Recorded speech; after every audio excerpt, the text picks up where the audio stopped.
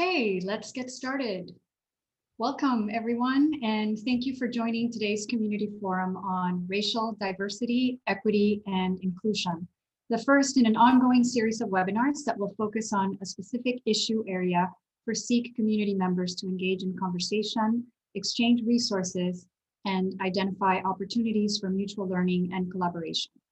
My name is Victoria Carrion, and I serve as Director of Membership and Partnerships at the Catholic Impact Investing Collaborative, also known as CIIC. CIIC is a community led by Catholic investors working to spread the word of impact investing through community building, sharing experiences, and learning from each other with the goal of accelerating and expanding the use of wealth in service of people and the planet. 28 Catholic organizations in this community have taken the Catholic Impact Investing Pledge. CIIC launched the pledge a year ago to encourage the Catholic investing community globally to take meaningful and accountable steps to integrate impact investments into their portfolio in response to the appeal made by Pope Francis in Laudato Si and in alignment with Catholic social teachings. We invite you to learn more about the pledge by visiting our website at catholicimpact.org. Before we start our program, and to help center us in this moment, I would like to share a reflection on openness to others. This is from Father Richard Rohr. It is openness to the other, as other, that frees us for creativity and originality in our response. The other who is somehow outside my social system, or the absolute other who gives me a reference point that relativizes all of my own. It is always an encounter with otherness that changes me. If I am not open to the beyond me, I'm in trouble. Without the other, we are all trapped in a perpetual hall of mirrors that only validates and deepens our limited and already existing worldviews. When there is the encounter with the other, when there is mutuality, when there is presence, when there is giving and receiving, and both are changed in that encounter, that is the moment when you can begin to move toward transformation. Maybe the word transformation scares you, but it means exactly the same as its Latin roots, to change forms. When you allow other people or events to change you, you look at life with new and different eyes. That is the only real meaning of human growth. One could say that the central theme of the biblical revelation is to call people to encounters with otherness. The alien, the sinner, the Samaritan, the Gentile, the hidden and denied self, angels unaware. And all of these are perhaps in preparation and training for hopeful meetings with the absolute other. And now just a brief note on housekeeping. Please use the chat box to introduce yourselves and let us know where you're joining from, and to interact with each other and with the speakers. We will not be using the Q&A box today. If you have any questions or would like to share comments, feel free to drop them in the chat box. We will do our best to respond to your questions in a follow-up document that we will share with you, summarizing the learnings from today's event. A reminder that this webinar is being recorded, and we will send you a link to the recording in a day or so. Today, you will hear from an excellent group of speakers. Each of them brings a rich and unique perspective to the conversation and will help us to reflect on what our role is in advancing racial diversity, equity, and inclusion, and how much of an impact we can have. Our deepest thanks to CIIC's Participation and Outreach Committee and its co-chairs, Dan Nielsen, Managing Director at Great Lakes Advisors, and Jessica Cook, Managing Director at Ascension Investment Management, and a member of CIIC's Advisory Board. Thank you for your leadership and your guidance in curating these conversations and for co-hosting today. And now over to you, Jessica. Thank you. Thank you so much, Victoria. I am honored to introduce our esteemed guests that we have invited to lead our community forums discussion on racial diversity, equity, and inclusion, which we may refer to as DEI throughout this discussion. In 1988, the Pontifical Commission for Justice and Peace was asked to help enlighten and awaken awareness about a major concern, namely the reciprocal respect between ethnic and racial groups, as well as their fraternal coexistence. The convergence of events in 2020 beginning with COVID-19 and ensuing economic crisis, civil unrest, and momentous protests have galvanized communities across the world and re-energized a call for change. There has never been a more relevant time to help organizations succeed in their efforts to strengthen diversity, equity, and inclusion, which is essential for fulfilling our purpose to honor and support and advance those who make the world. Each speaker was selected because they offer a unique investment perspective on this topic. Ryan Strode, Program Director of Philanthropy at the Franciscan Sisters of Mary, will discuss strategies for starting the DEI conversation with your financial advisor or asset manager as a Catholic asset owner. James Malone, Chief Financial Officer at Community Capital Management, will highlight the work his firm has done to launch their Minority Community Advancement Racial Empowerment Strategy, or CARES, which focuses on investing in positive impact empowerment for minority individuals, businesses, and communities. James Forbes, CEO and co-founder of Good Life Growing, located here in St. Louis, will talk about how investors can empower communities through intentional investment and thoughtful dialogue with investees and beneficiaries.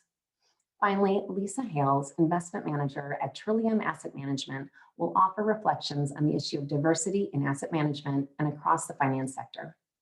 So without further ado, I would like to introduce Ryan Strode. Ryan, again, is the program director for the Franciscan Sisters of Mary, where he leads the congregation's philanthropy and support of care for creation.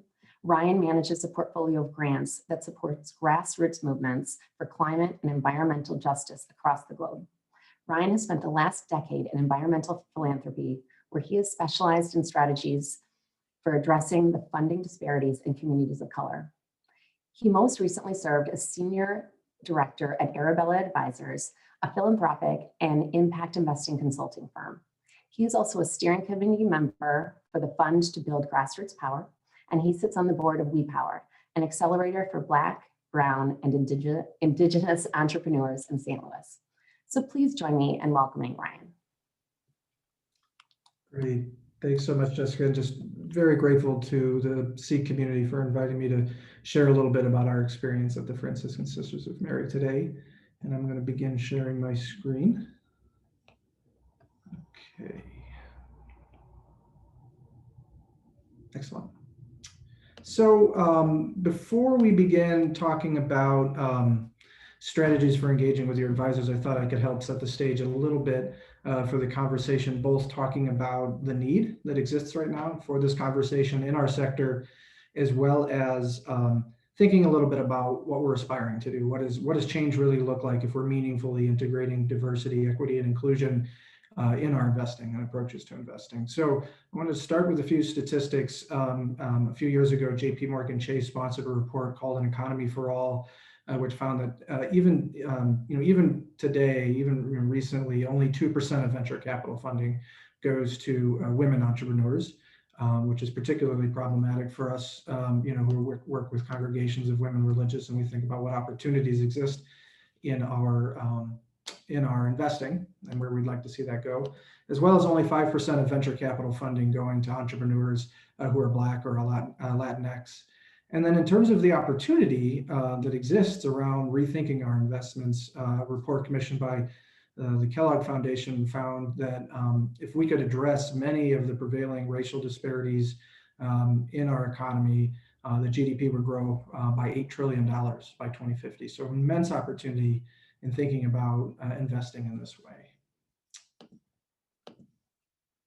But I wanted to begin by thinking a little bit about what do we mean when we talk about diversity, equity, and inclusion, which oftentimes is an HR term in terms of thinking about our hiring, our culture, all of which is important.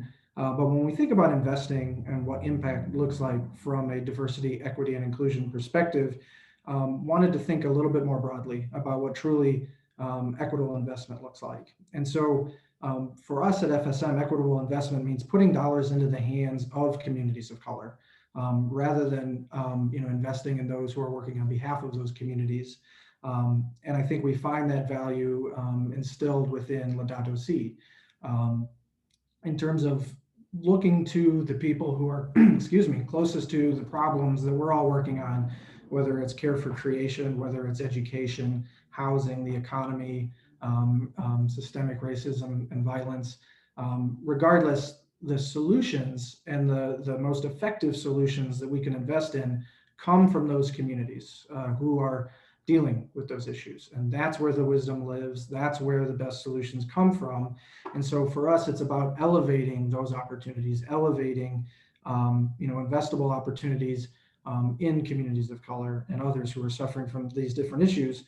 And that also means looking to investing in local ownership and control. And so if you really want to maximize your impact from a diversity, equity, and inclusion standpoint, that means finding the models of solutions that keep wealth in those communities rather than extracting wealth from those communities. And so, and we find actually Pope Francis in Laudato Si actually is a big proponent of worker community-owned cooperatives, which offer a lot of opportunities to help regenerate wealth in communities of color and those who need it most in our investments. And so that is a call to us to think more broadly about where is the money going that we're investing when we're thinking about racial inequity.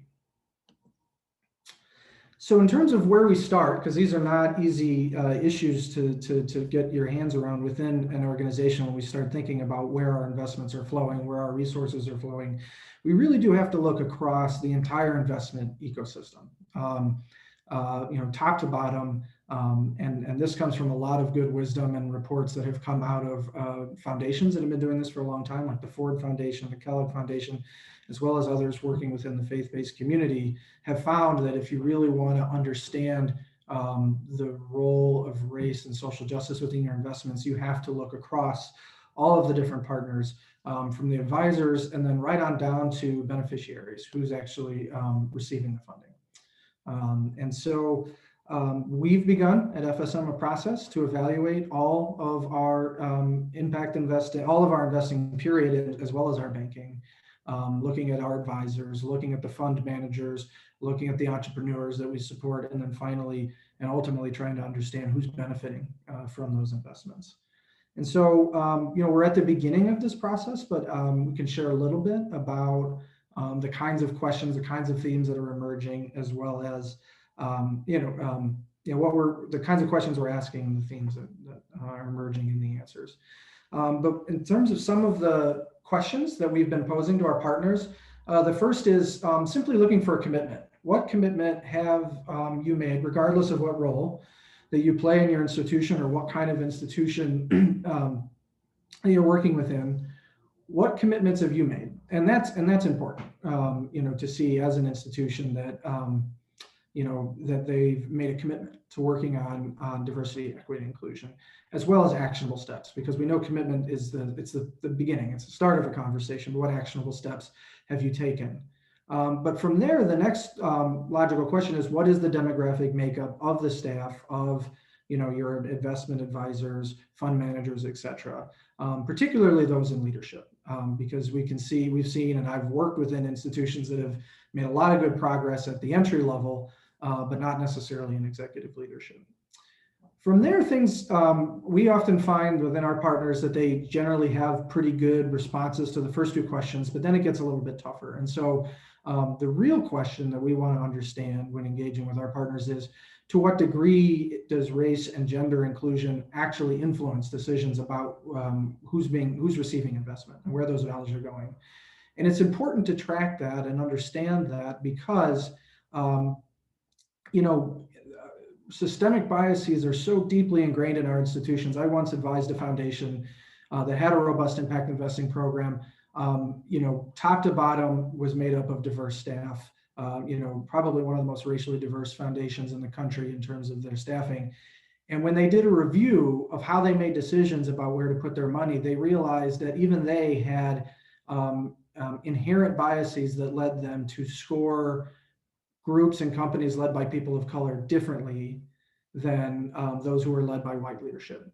And so, if we don't track where the money is going, just looking at diversity within hiring and staffing practices, it's an important start, and it's not, I don't mean to discredit that, but if we don't take it the next logical step, then we haven't fully unpacked the nature of bias in how we make our investment decisions.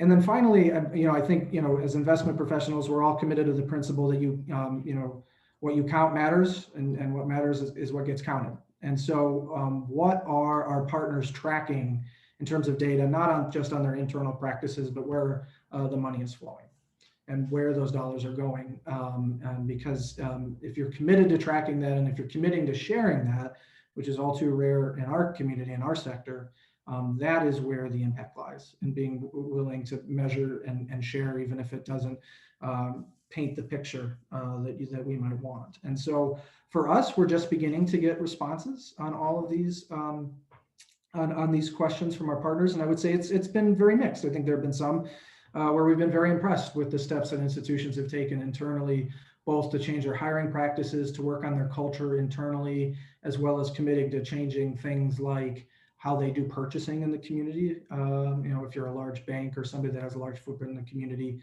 making sure, thinking about those sorts of issues.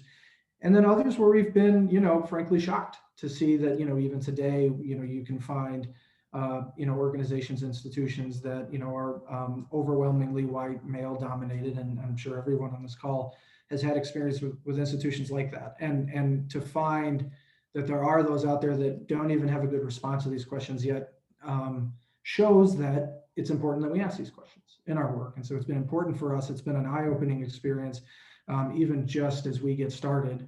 And it's something that we're committing to sharing out more as we learn. And so this is a little bit about the process that we've been going through. And Jessica, I'm happy to hand it back to you.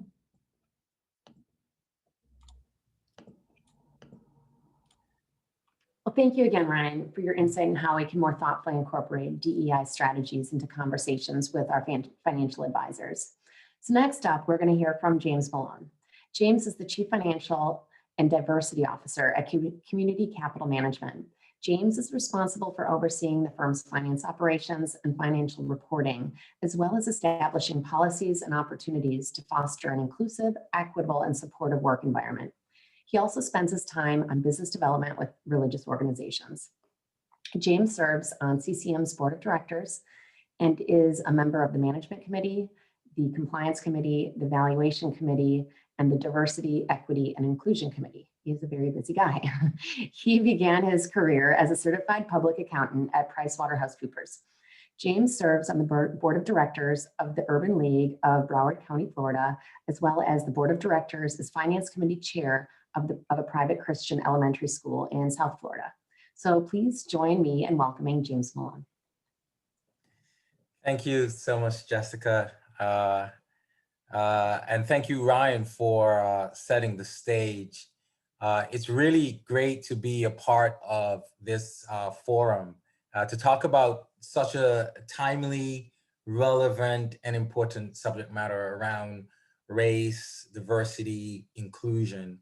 And I think it was Lou Garrett, the famous Hall of Famer, baseball Hall of Famer, that said he considered himself the luckiest man alive at that time when I think he had his final speech or something. Well, today I feel as if I am the luckiest man alive. I'm blessed to have an alignment in my career, my personal Christian faith, and the community work that I do. I've been asked in the past, why do you care so much about impact investing and investing with purpose? And why are you so passionate about it? And my answer has been, and always is, that I am passionate about impact investing, targeted impact investing, because it creates opportunities and it changes lives. And I'll talk a little bit more about that, but before, just a little background on Community Capital Management. We are an impact investment manager with over 20 years of experience managing impact and ESG investments. We manage about over $3 billion in assets, and we have team members all across the country in Fort Lauderdale, where I'm based, and Boston, Charlotte, New Jersey, Southern California, around the country. And our flagship core our flagship strategy is our core fixed income impact investing strategy. To date, we have invested over $10 billion on behalf of our clients across the United States, impacting communities across all 50 states. Our strategy has a primary focus of investing in publicly traded bonds that finance projects with multiple positive impact outcomes. One of the benefits that we really like about the strategy, and this is from an impact perspective, is that it has the ability to allow investors to geographically target their investments and thematically target their investments to make positive impact. So that's just a little background of our firm and the strategy we manage, and I'll talk a little bit more about that. Now, 2020 has been a real interesting year. I mean, I don't have to say that. It's been a very difficult year. And one of the things that added to the sort of the historic nature of 2020 was during the summer months, the US and the world have reacted to racial injustice with the murder of George Floyd and Breonna Taylor and others. And that has caused heightened awareness of systematic racism and discrimination, significantly, especially discrimination significantly affecting minority communities. And there are lots of efforts going now, and thank you, Ryan, for talking about some of those efforts and the way to look at it, dealing with social injustice and maybe the criminal justice system, looking at that. But from our perspective as CCM, we're focused on addressing economic injustice. When we look at many different economic indicators, we see a persistence of race-based gaps that manifest across our communities. There's the racial wealth divide, income inequality, and then especially health disparities. And you can see the numbers there, but there's just a huge gap that exists where minorities and African-American communities, brown communities, are typically lagging significantly to the rest of the population. Now, for decades, many of these communities have had systematic disinvestment. And I'll say that again, systematic disinvestment. Since the 1930s and 40s, government programs systematically excluded minorities from housing and even education. The economic disincentive included redlining, which is the practice of putting financial and other services out of the reach of residents based simply on their race and their ethnicity. I personally believe that this is the primary reason for the racial wealth gap in the United States today. Community capital was created with that in mind, with a purpose to help investors, specifically banks, invest in low income and minority communities to combat redlining.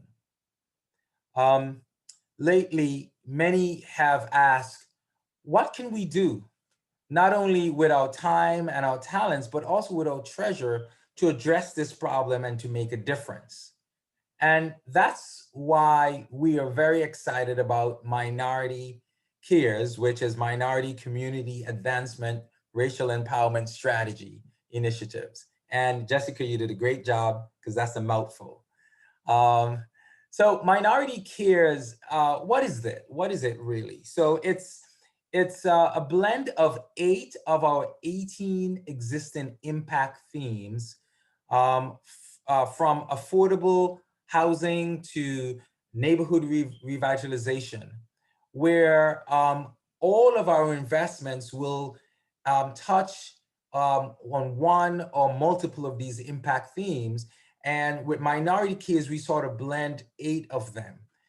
And so basically what it does, it amplifies and expand on what we have done for the past 20 years to further allow our investors the ability to target and positively impact the empowerment for minority individuals, communities, and businesses. One thing I want to point out here, just take a minute or so, is if you notice, a number of these impact themes are closely aligned with the mission and the ministries and the work of many religious communities and faith-based organizations. In my experience, a number of these faith-based organizations seek to use their investment dollars to address a few broad areas that somehow encompasses a number of these themes. The first one is addressing the income and economic inequalities. And Pope Francis talks about this a lot in prior encyclicals. This is where the plight of the poor and the underserved is being addressed with affordable housing, economic inclusion, minority advancement, and basically what you're trying to do here is to make sure that those who are least among us are not being left behind any further. The other one is the dignity of work. This is why we value themes like enterprise development and job creation that seek to promote a decent job with a decent pay and eliminate exploitation. Okay, and the last one is careful creation that I see a lot of folks would want to invest from the faith-based organization.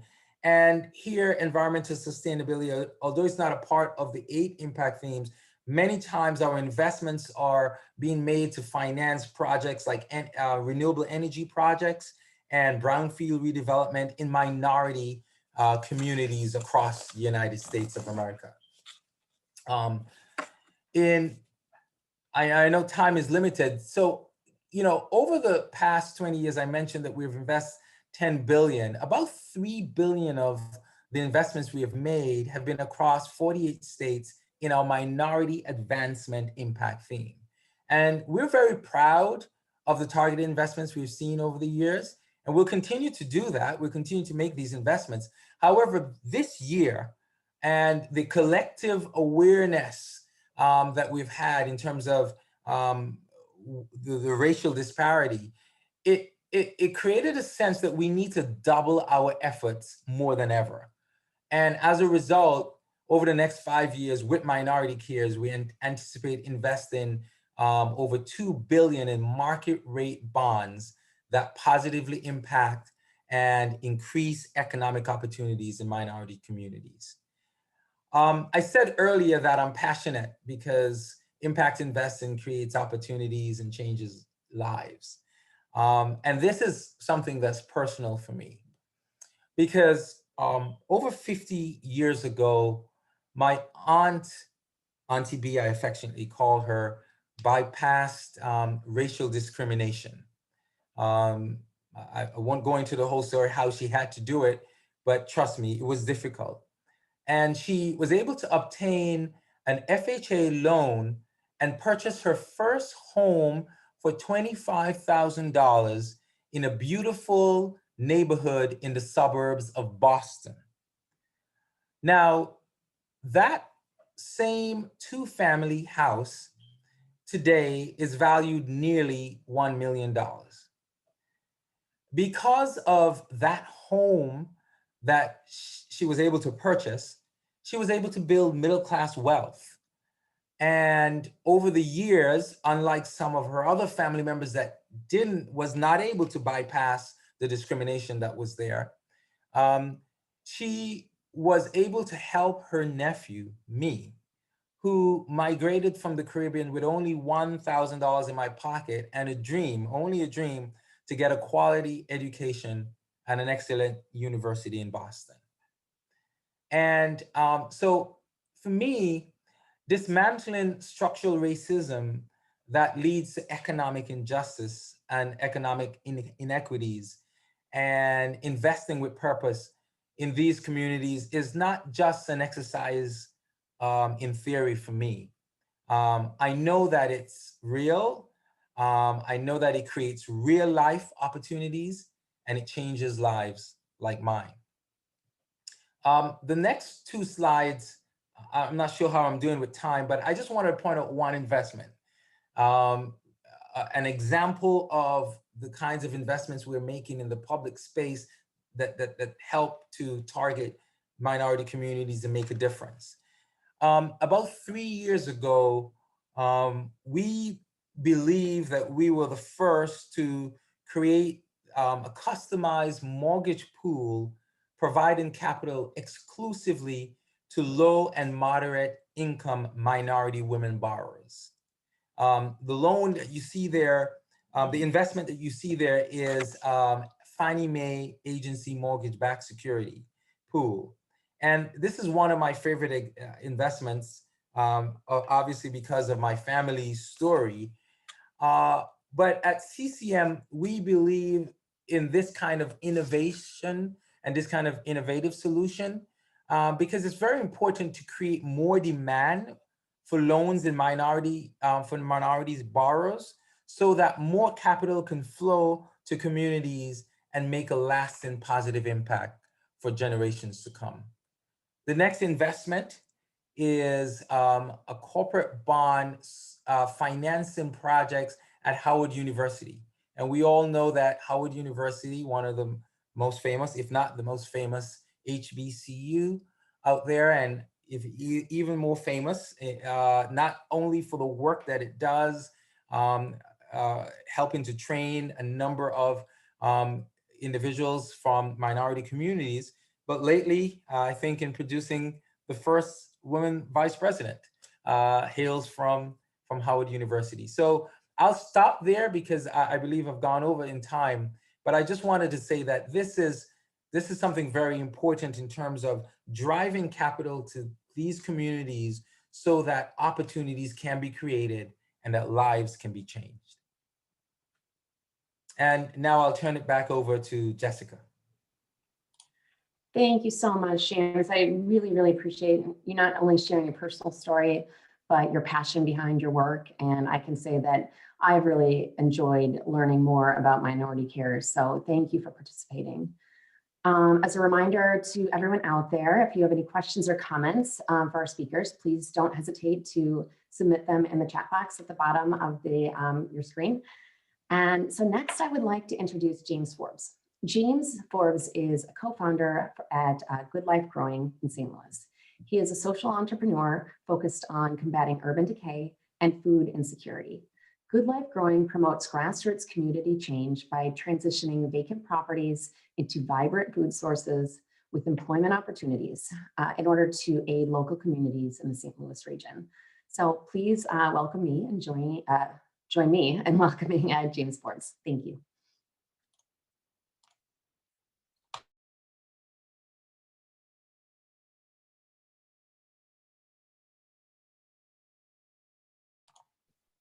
Hey, can everybody hear me now? I was just on mute. All good. Oh, I think I'm good. Can you all hear me? We can hear you. Okay, Yes, great, great. I'll go ahead and just jump into the screen share. Again, I want to say thanks again to everybody here at the CIIC community for welcoming me to do a presentation. Just do want to preface that aside from being a social entrepreneur, I am a person of color, a child of immigrants, and a Catholic trying to do my best to continue on the Ignatian mission that I grew up in, to be a man for others. And that is where we begin with the story of Good Life Growing. As noted, we are a social enterprise focused on a mission-based bottom line to combat urban decay and food insecurity. So we're not a traditional business in that we're driven by specifically just our revenue bottom line, but we are doing everything we can every day to be good stewards for people and planet.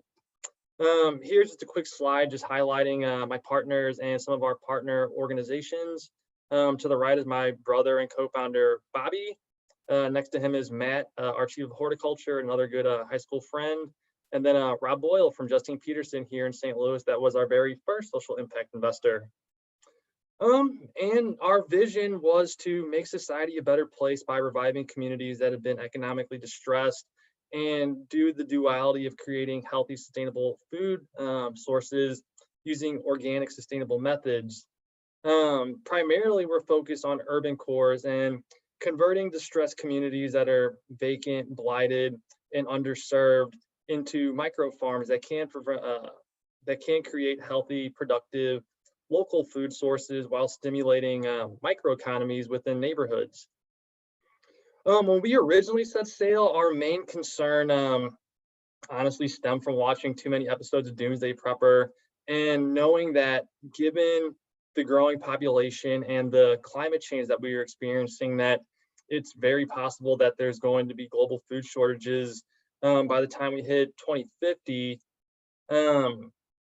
Beyond that, we started realizing that what we thought were really long, far off, distant problems are actually here now. Here in St. Louis, where I'm from, in parts of the city, it's very affluent. Food access isn't even a word or a phrase that most people know of, but you can go literally 2 miles in a different direction and there's zero access to healthy food. Household median income from a family of 4 is under $30,000. And there hasn't really been too much on the local level that really has been identified to assist with that. So we really thought that by us converting a lot of the vacant properties here in St. Louis, we could tackle multiple issues that we wanted to see change, because it started off as an advocacy activist route. And then we just realized that if we don't actually do something ourselves about the issue, we'll just continue to talk about all of these things.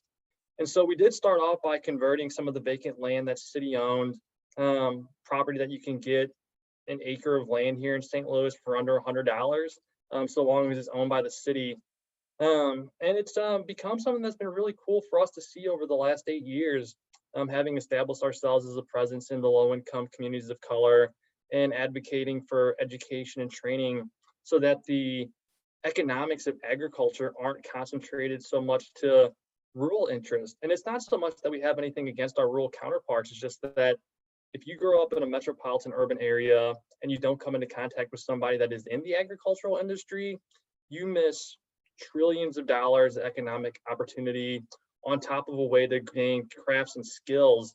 And so that was what our organization was primarily focused on, literally finding places in St. Louis where there was no incentives to develop housing or office space or business parks, just deemed by traditional investors that see those properties as not very valuable. To think of a phrase, I mean, that's just basically what it came down to. Is we would talk to a lot of people about why aren't we seeing developments and investments in these parts of town?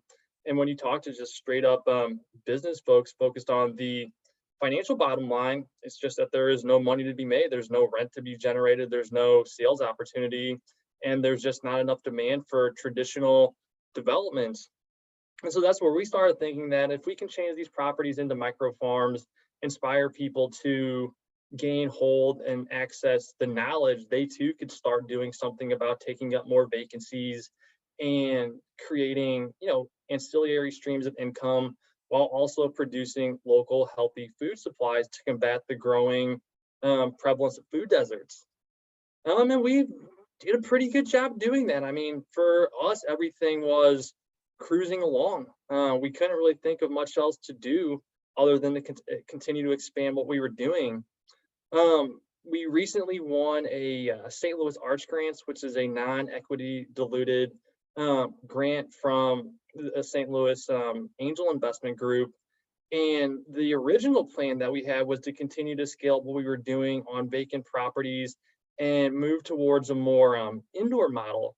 I'll come back to this and the reason why it's significant, but again, this happened in 2018, and we are funded to develop intellectually proprietary indoor vertical growing systems that we're showing people how to make on open source kits, with the ultimate goal to continue selling to restaurants and directly to the consumer through our farmer markets. Had set up a nice hub in North St. Louis City, the first group to do a new development on the North St. Louis City riverfront since the casino that's next door. And so we were feeling pretty good about everything. Distributing quite a bit of product, had started to employ A little over a dozen people, had 5 acres of land under our belt, and couldn't really see anything that would take us away from our course. And then COVID happened, and that is, oh God, one of the biggest like gut punches I think I've ever had in my 35 years of life was the reality that in literally just 1 month we lost 90% of our revenue generating opportunities because all of our restaurant customers that were our primary revenue source had to close. All of our farmer markets were also closed. We are funded through the United States Department of Labor and some other foundations to do training and education modules. Couldn't do that because of social distancing guidelines. And at the time, government support in the CARES Act had not been enacted. So we were just wondering what we were going to do to keep all of our employees staffed and to keep the operations going. And the thing that brings everything together with that Arch grant was the Franciscan Sisters of Mary ended up being the group that funded our Arch grant and really took a passionate perspective on what we were doing in the urban agricultural space and the ability to scale it right around the time that COVID is just decimating all of the businesses in our vertical. Was when I started having the conversation with Ryan Strode, who had just presented before myself and the other James, and John O'Shaughnessy talking about where we're at and what we're doing. I just candidly told them that we're going to really have to figure out what we could do differently, or else we're just not going to make it too much longer, and we really don't know what we're going to do about the mission. And so I believe we were the very first group to receive a unique social impact investment from the Franciscan Sisters of Mary.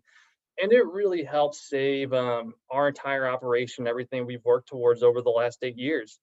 It allowed us to convert a 4,000 square foot commercial space that we had originally intended to be a washing and packaging facility with a small grocery store presence and event space into a full service grocery store right in the heart of one of St. Louis's food deserts. The funding allowed for us to pivot our model entirely so that we can have an online presence, now carrying over 800 unique food products. Over 70% come from the local St. Louis metropolitan region from other local food businesses. To adhere and assist with social distancing guidelines and shelter in place, we were able to launch a personal shopper and grocery delivery service. Someone else, one of our customers, said we're like a farm to table version of Instacart, so we're just gonna keep that and say that we came up with that moving forward. The funding also allowed for us to address the elephant in the room with being in the food industry of perishability and food waste by making investments in enhanced refrigeration and freezer space, on top of us being able to support other struggling food businesses in the area. And to top it all off, when we were doing a lot of the restaurant stuff, we just naturally found a niche serving fine dining institutions and private clubs, kind of moving us a little bit more away from the core mission to address food insecurity. Through the grocery store, we've seen now it's over a 500% increase in EBT and SNAP sales. But all of that is really thanks to the social impact investment that the Franciscan Sisters made into us and the belief they had in us. And these are just now some feel-good pictures that don't really even scratch the surface of a lot of the things that we've done.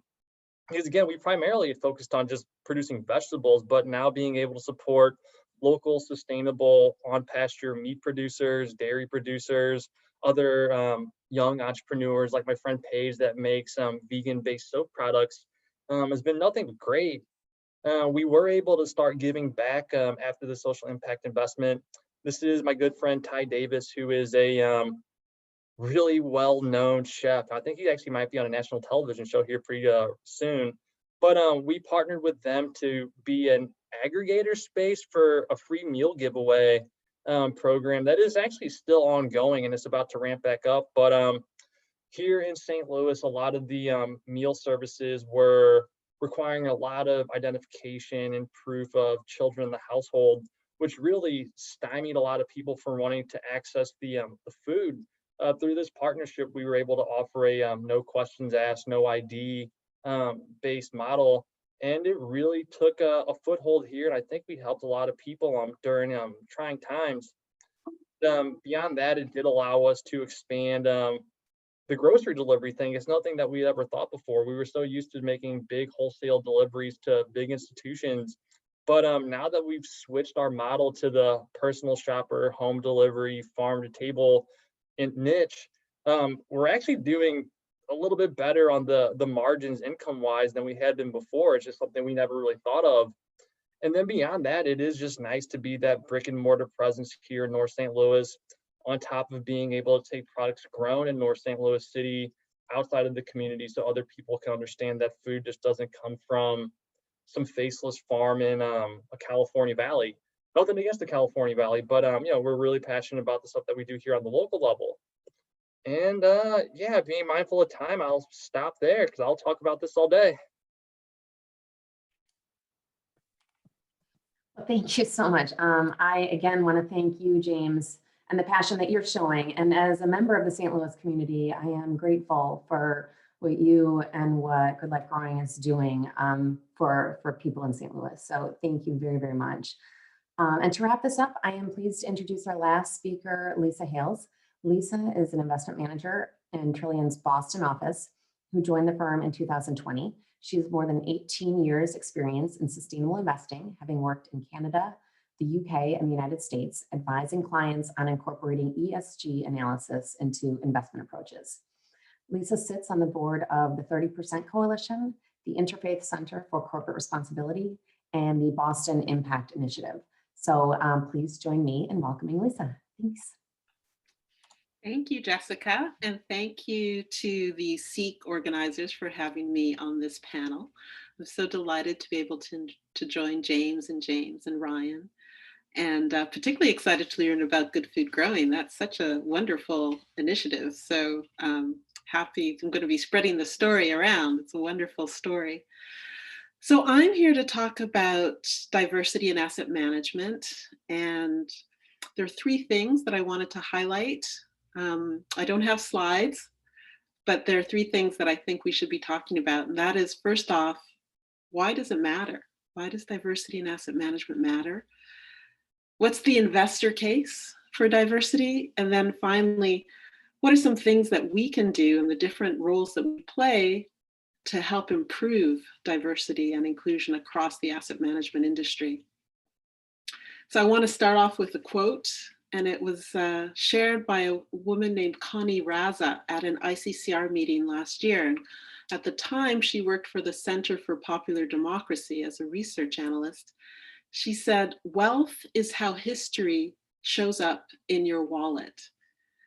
And I guess if I was going to translate that into an institutional space, I would say something like, assets are how history shows up in your portfolio, for those asset owners on the call. So as responsible investors, and frankly, as citizens, I think CIIC members have long been concerned with how financial markets may exacerbate inequality and deepen injustices, particularly as experienced by communities of color. And another thing that we need to keep focus on is that by the middle of this century, maybe a little bit earlier, America will likely be a majority people of color nation. Unfortunately, people of color continue to lag, as we've heard from some of the other speakers, in access to education. They experience higher unemployment, they accumulate far less wealth than their white peers. So this growth and diversity amongst the populace, coupled with the persistent exclusion of historically disadvantaged groups from the full participation in the economy and in our civic life, it's a really core challenge that investors and companies, and frankly, our whole society needs to address, both from a moral perspective and as well from a simply financial perspective. And here's the investor case for diversity. So we heard some stats that Ryan shared about the percentage or the numbers of venture capital that women and minorities receive. I have slightly different stats. The firms that are owned by women and minorities in the United States manage 1.3% of the $69 trillion under management in the US financial services industry. That's according to the Knight Foundation, which has done a series of studies on this topic. And as you can imagine, upper level staff at the nation's top investment management firms and consulting firms are, for the most part, white and male. And I believe, and there's certainly increasing evidence to support that is at least in large part because bias is rampant in the investment industry. Research that was led by a psychologist at Stanford University quite recently showcases this discrimination. The analysts who did the research asked 180 asset allocators to evaluate different venture capital funds, which were led by Black teams and white teams. All of the teams were men. The results were telling. Investors rated white-led teams more favorably than Black-led teams, even when the team's work was of equal or higher quality. Some of you may have seen that study when it was published or highlighted in articles last summer. So this discrimination doesn't just perpetuate these systemic disparities, however, it also has material fiscal impact on our portfolio returns. So there's study after study which shows, for example, one that was recently done by McKinsey & Co., which examined over 1,000 companies over 12 countries rather, that businesses that were in the top quartile, so the top 25% for ethnic and cultural diversity, were 33% more likely to outperform on profitability. Similarly, at the board level, they also found that higher levels of ethnic and cultural diversity are correlated with a greater likelihood of above median profitability. So there's evidence in support of the positive impact on both the bottom line and also the contribution that diversity and inclusion can make to creating workforces and leadership that reflects the communities that we are part of. But there's a number of structural impediments that exist across our industry that have to be addressed in order to make a change. But don't worry, I have a plan or some suggestions for us all and how to make changes across the asset management industry. So first off, what can asset owners do? So I know that there's a number of asset owners on this call today, and as members of CIIC, largely serving asset owners. So I want to tell you about a call to action that was issued at another investor network, a Confluence Philanthropy group, which is a group of foundations that met and launched a belonging pledge, I think in September this year.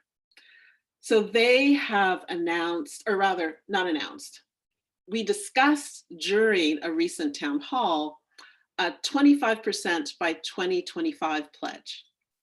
So both members of Confluence Philanthropy and another investor network, the Intentional Endowments Network, are considering this pledge. And the whole idea behind it is, how can we make concrete, make an explicit commitment to concrete changes in the diversity and inclusion strategies that we as investors can influence. So we'd like to ask or invite members of CIIC to think about recruiting 25% of your new recruits over the next 5 years from underrepresented minority groups, to thinking about your promotion and retention strategy for staff within your own organizations, to think about your investment committee and recruiting a greater percentage to trying to get to 25% in terms of diverse representation on your investment committee, to think about hiring a greater percentage of people of color led firms as well, and women led firms. So thinking about the assets that you control can you direct more of those assets towards firms which are led by women and people of color? So one of the things about this 25% by 2025 commitment or invitation is that there's lots of different ways you can come at it. It's not prescriptive in terms of which of those menu of things you might want to think about or do, but the idea is that we'd like a transparent, measurable commitment so that we can benchmark progress over time. And I think the recent upheaval, both the pandemic and the protests that have arisen as a result of a number of murders, frankly, of African Americans, has really sharpened attention to this issue. Many companies and investors have come out with statements, have blacked out their Instagram or Twitter pages. And I think at this point, what we have the opportunity to do is move beyond the initial response and think about how to pragmatically make changes that are going to result in the outcomes that we're seeking. So that's the advice for the asset owners. In terms of asset managers, the focus on outcomes is really key. Like asset managers to do the same thing. Look at recruiting, retention, your board, your staff. That 25% by 2025 is an equally useful goal for you, as well as investment consultants. So looking at changing the composition of the talent pool that which could be through graduate programs for junior hires, returner programs for senior hires, looking at where you recruit, ensuring that you have balanced pools of potential candidates that you're looking to hire. We believe, those of us who are behind this pledge or this invitation, is that increasing the source of diverse talent, the push to achieve a more balanced opportunity set is going to benefit your organizations and eventually the outcomes that you achieve as investors. Really delighted to talk about it in a little bit more detail. I think we probably don't have time for Q&A, but happy to answer any questions from folks who may want to follow up. And I want to thank CIIC again for inviting me to speak. Great, thank you very much, Lisa. My name is Dan Nielsen, and I serve on the Participation and Outreach Committee of CIIC. Thank you all for joining us. I want to share a couple key points that I heard from our speakers, just in sort of conclusion. Ryan spoke, I think, very well about the urgency of addressing diversity and equity and inclusion, and talked specifically about the need to address these issues amongst the whole value chain, talking to advisors, talking to fund managers, talking to the entrepreneurs, as well as assessing who are the beneficiaries of our investments. And Ryan also mentioned the biases that exist amongst decision makers and the need to establish metrics to measure the results.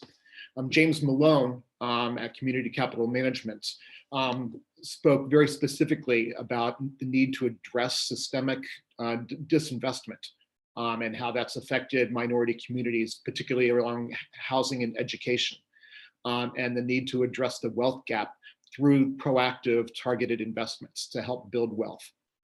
James Forbes talked about his firm, Good Food Growing, a great example of an impact investment, and the need to provide education and jobs and skills training. And I think a key takeaway that I got from James's remarks was the ability for his group to be nimble and to pivot in response to COVID, and the success that they've had as a result of that.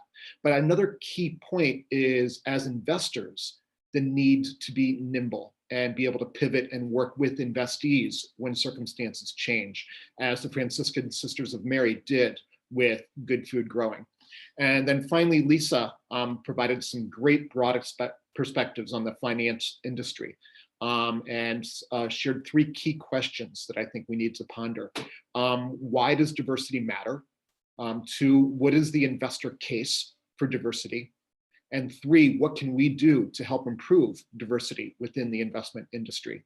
How do we pragmatically make these changes that are so necessary? With that, I'm going to hand it over to Victoria Carrion, who is CIIC's Director of Membership and Partnerships, to wrap us up. Victoria? Thank you, Dan, and thanks again to our webinar co-hosts and co-chairs of our Participation and Outreach Committee, Jessica Cook and Dan Nielsen. And we are so grateful for each of our speakers today, Ryan Strode, James Malone, James Forbes, and Lisa Hales, for your thoughtful contributions and for sharing those wonderful insights about the work that you do and the future of the DEI space. We invite you to sign up for our newsletter if you haven't already on the CIIC website to keep abreast of new developments at CIIC and to learn about upcoming events. And please reach out to us at info@catholicimpact.org at any time if you have any questions whatsoever or you just want to get more information about CIIC. Thank you so much for joining us today. We look forward to seeing you at our next community forum in March. And stay safe, everyone. Thank you.